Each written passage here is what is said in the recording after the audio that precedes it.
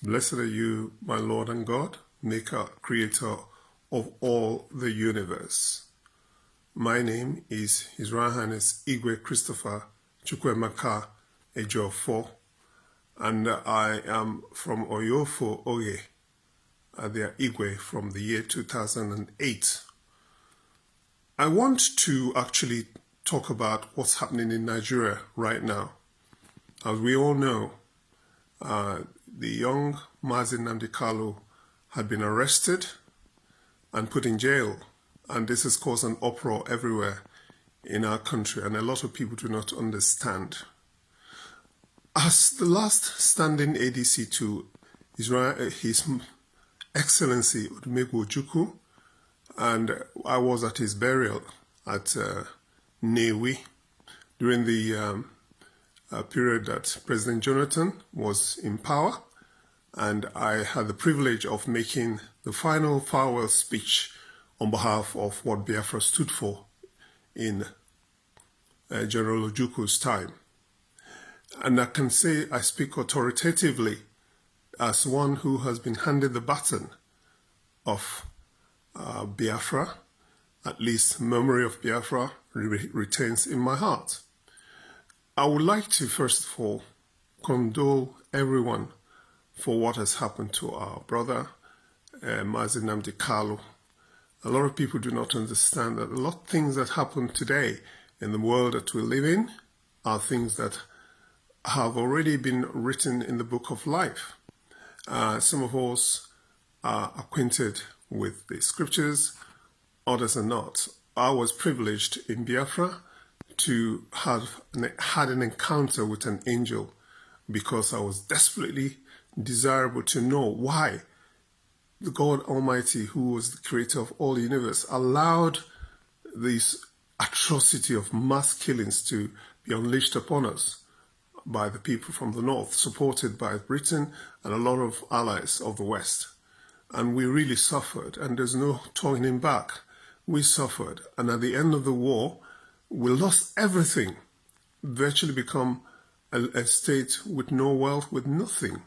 And a lot of people don't understand that what's happening today is as a result of that thing that happened in the 60s and 70s. Therefore, I think it's wonderful for me to come over and speak to you all about it, and for you to be patient enough to listen to what I'm going to say. First of all, this issue of Biafra was never caused by we, the Igbo people. I was born in the north of Nigeria. My parents lived at Zaria. I was privileged to go to St. John's College and from there to military school in Zaria, and fortunate for me to be selected to travel to United Kingdom at the age of 15 to study military in the military academy at Harrogate, and of course came back to Nigeria in '65 only to encounter another war, civil war that was never expected. A lot of people do not understand that this whole setting was actually a provocation that was caused after Nigeria was amalgamated with the North and the Southern protectorates. And those of us who lived in the north of Nigeria, my father used to work in Gaskia Corporation in Samaru, Zaria, and a lot of the Igbo people were actually very, very well educated for the time of that period of time of our era. And the British people employed them, gave them jobs as railway workers, road builders, merchants, all sorts of things, and the people themselves were enterprising. Unfortunately for the people of the north, they had come from a civilization which had lost their Ottoman Empire before the Second World War, and there was a lot of poverty among the northerners, and a lot of them really did not have Western education, and there was no comparison between Western and their education, which was based on Arabic system. So therefore, what happened was that when our Igbos came over to the south, and Yorubas and other people from the other regions of Nigeria, because 3 regions, north, east, and west, the favor of giving employment went to those southerners because they were those who actually adopted the Christian way of doing things and accepted the religion and teachings of the white European partners. So that's what caused the whole problem. And we do not know that this issue started because the giant leader of the North, the prominent Sadana of Sokoto, he was the emir of the North. Dr. Zika Nnamdi Azikiwe was the premier of the East, and Obafemi Awolowo was premier of the West.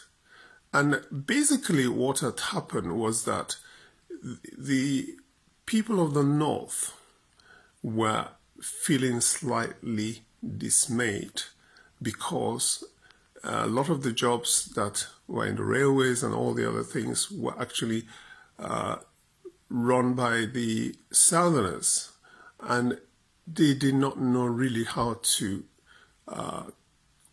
take over from our people. So I think that the biggest and one worst error was the way that the Premier of the North, the late Sadana of Sokoto, bluntly, without diplomacy, made his hatred of Ndigbo known to the world. And I think when you look at the setting between the Philistines and the Israelites in those days, and the giant Goliath came up and challenged all the Israelites, say, any of you who is the champion, come over and face me. And that's exactly what Sadana did. He challenged Ndigbo, tell them he was going to sack every one of them, get rid of them, throw them back, and make sure that all the jobs are taken over by the Northerners. And of course, this was a big, blunt challenge to a lot of people, and he was very powerful. He had problem against the Plateau people. He had problem against the Adamawa people. He had problem against the people from Ilorin. He was trying to establish himself all over the place. And basically, he created an atmosphere of enmity that should never have existed. Because I lived in the North. I had friends who were Hausas. I had friends, and my father was very well liked. And really, we lived in a peaceful time. But I think the utterances of Sadana of Sokoto was really the problem that triggered all this thing. And of course, I was in the United Kingdom when all the things got worse during the census and crisis and all the rest of it. By the time I came back in 1965, the setting was ready for a crisis. So the big giant of the North made all these noises. And a little boy called Nzogo was like the David who decided to challenge the Goliath. And he did what he did, overthrew Goliath, and that caused an uproar. The people of the North were angry, and they said, this young David who had destroyed Goliath, our Sadana, must pay for it. And of course, it's a long story. I'm going to stop there because at the moment, what happened was that the people of the North, rather than for them to be cautious about the whole thing and know how to work things with us peacefully, decided to go into riots and killings and all the rest of it. And of course, those are the things that triggered Biafra. Biafra was never planned to come into existence. We were not ready for Biafra. We had actually no weapons. We had nothing. So when Biafra came, we were taken by surprise because we thought that the Britain would not allow a war to be unleashed against us from the people who were our own brothers and sisters and people who had worked with and lived in place with. So really, that is the reason why that Biafra war came. So we lost the war. We lost everything. And rather than reconciliation to actually make the whole thing better, the reconciliation was such that they impoverished the entire people of the East, and we had no money, we had nothing, and people decided to start doing many things which they did to make their living come into ripe. But basically, you can see that at that sort of stage, what exactly can you do? And then the subsequent regimes that took over in Nigeria ruling it, rather than for them to consolidate with the Eastern Nigeria, decided that they were going to continue with Sadana's plot that they were going to annihilate and remove our coexistence in Nigeria. And therefore, we had no potent positions. We never became president of Nigeria. We never had any big, massive positions. And of course, human beings are human beings, and they come and they react to it. I was given a message in Biafra by an angel, and the angel has already predicted everything that was going to happen, how Biafra was going to fall and everything. And he told us that when the time comes, we should not challenge these people. He said to me, first of all, rebuild your land. When you rebuild your land, all the things that were damaged, you structure your house, you get your houses rebuilt, all the things you can do, infrastructures and everything you can do, work together as a family. Stop worshiping idols. Do the things that are necessary so that your land can be cleansed and God will accept you. And that is really why, since I came back, I have faced trying to rebuild my father's home, doing things for my community, helping all the neighbors and the villages and everything. Really, my mind has not been set in national issues, because there's time for everything, and anybody who goes in the time that God has not ordained is actually causing trouble for himself. So I'm saying this to you all, let everybody calm down, let everybody sit down, and let us quietly think about how to go about to resolve this issue. God is in charge, and he will make sure that we never lose in the end. Thank you for listening.